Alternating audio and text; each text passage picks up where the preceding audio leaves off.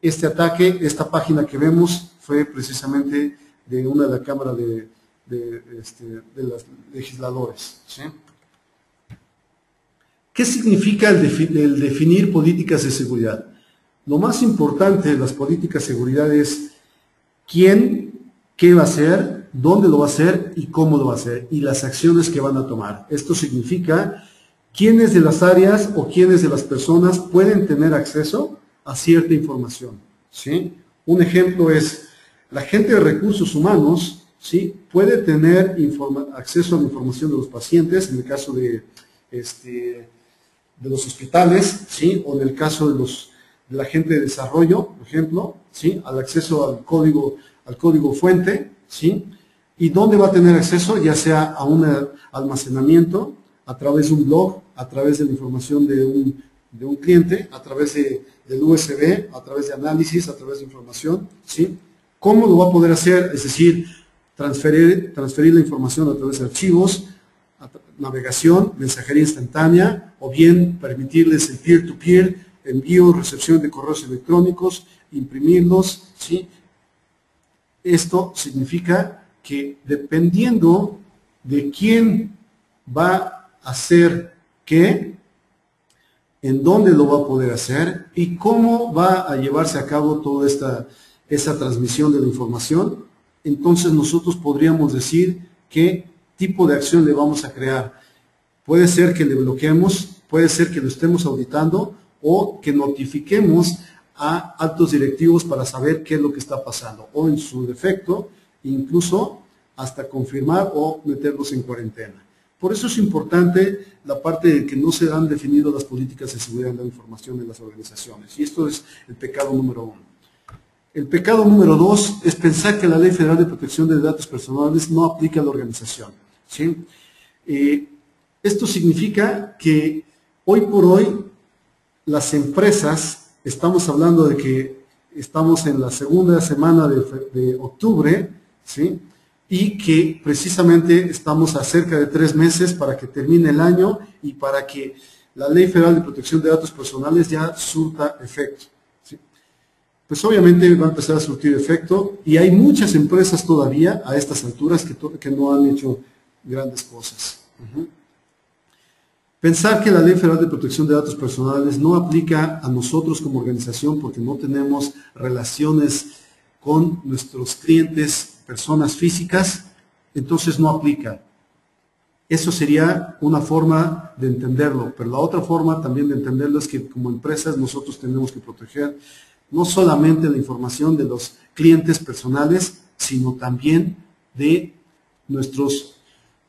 personal de la organización. Entonces, la Ley Federal de Protección de Datos Personales sí aplica y solamente aplica nada más y nada menos que a casi el 99% de las empresas en México, ¿sí?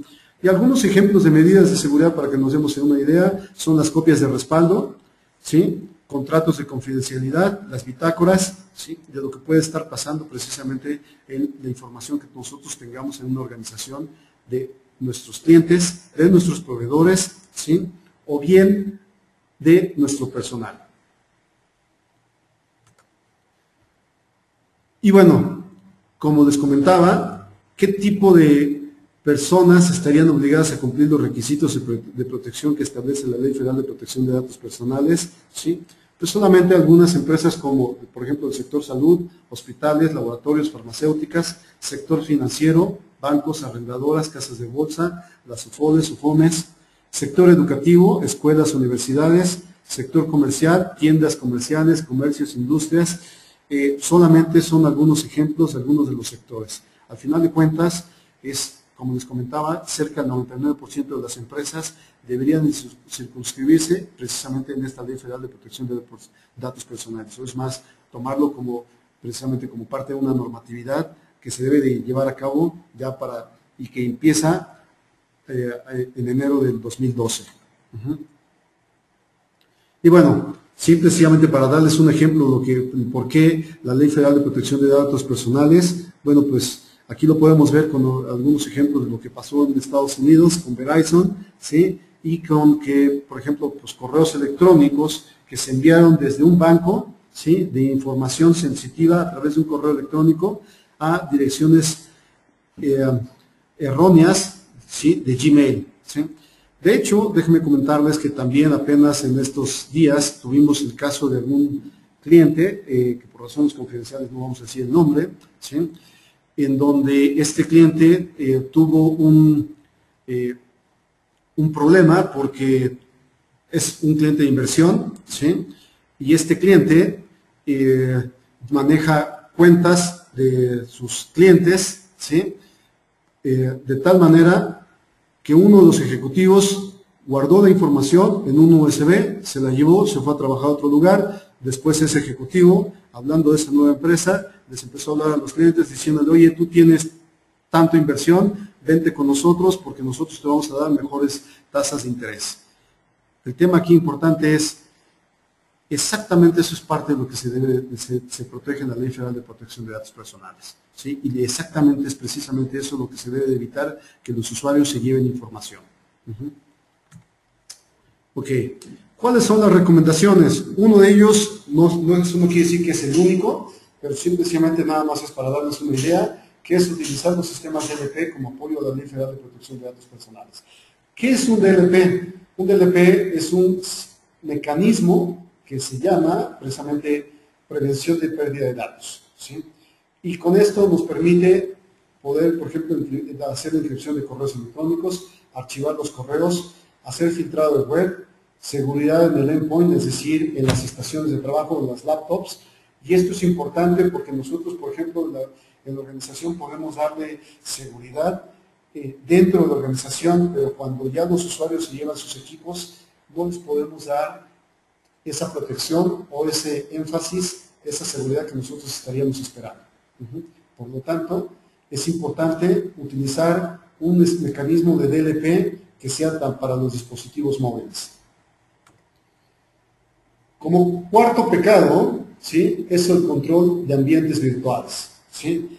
Las amenazas hoy por hoy pueden atravesar la seguridad externa de un host, y esto, pues no voy a hablar mucho sobre cómo funcionan los servidores virtuales, porque de esto no nos daría tiempo, sino simplemente es cómo puede haber problemas a nivel de ambientes virtuales, ¿sí?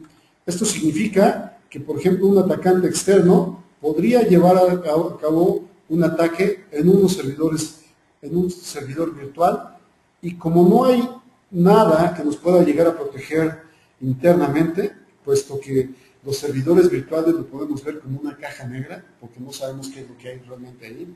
Entonces, pues este ataque se puede extender, ¿sí?, de cualquiera de los hosts. Y eso es algo lo que ya le pasó también a otro cliente, que un virus se empezó a propagar a todos los otros servidores. Y el gran problema es que precisamente como están todos dentro de una caja, ¿sí?, no tienes el control completo de ello. Por ello, es importante que para evitar este tipo de situaciones se pongan elementos de seguridad que les permita llevar a cabo, sí, como son los IPS y los firewalls, que les permite llevar a cabo seguridad de la información para la parte de los ambientes virtuales, ¿sí? Otra de las recomendaciones es que debería de existir monitoreo y bitácoras a profundidad. Esto significa saber quién hizo cambios, qué tipo de cambios hizo en cada uno de los servidores virtuales, qué instaló, cuándo lo instaló, cuándo hizo cambios de esa instalación, ¿sí? Y además, obviamente, también respaldar la información e encriptarla y tener esos niveles de administración, es decir, niveles en los cuales nos permita darle acceso a ciertos usuarios, pero solamente para hacer ciertos cambios que no podrían llevar a tener, que no podrían llegar a tener grandes repercusiones en el futuro, ¿sí? Por lo mismo, también aquí lo estamos poniendo sobre la Ley Federal de Protección de Datos Personales, lo cual esto también es parte de lo que se le daría cumplimiento a través de la Ley Federal de Protección de Datos Personales, o bien cómo utilizamos estos elementos de protección en ambientes virtuales para poder llegar a cumplir la Ley Federal de Protección de Datos Personales.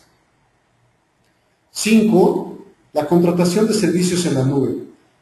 ¿Qué servicios se pueden contratar en la nube? Bueno, pues la mayoría ya sabemos que podemos contratar, por ejemplo, lo que es un CRM, ¿sí? El CRM más común, el que se ha escuchado más, el que tiene más el más común que hemos escuchado es precisamente Salesforce, y es precisamente Salesforce el que quizás empezó precisamente con estos servicios de cloud computing. Así también podemos tener el ERP, el host de correos electrónicos, ya sea a nivel de almacenamiento de correos, ya sea a nivel de spam o incluso a nivel de administración del correo electrónico. Por ello también podemos tener tipos de esquemas de helpdesk, monitoreo de servidores y de desktops, de DLP, de PRM, de ofimática, es decir, como Office 365, como Amazon, como Google, ¿sí? Y algunos otros elementos que permiten que los usuarios puedan ingresar desde cualquier lugar, desde cualquier momento, para poder tener documentos e información en las organizaciones, ¿sí? Sin necesidad de que tengan que los usuarios estar yendo a la organización, a la empresa, para poder hacer intercambio de información y llevar a cabo la operación de la empresa. Por lo mismo, aquí lo importante es cómo nosotros podríamos llevar a cabo cualquiera de estos elementos, cualquiera de estos servicios que se puedan contratar en la nube. ¿Cuáles son los retos de estos servicios en la nube? Punto número 1 son accesos a servicios desde cualquier lugar.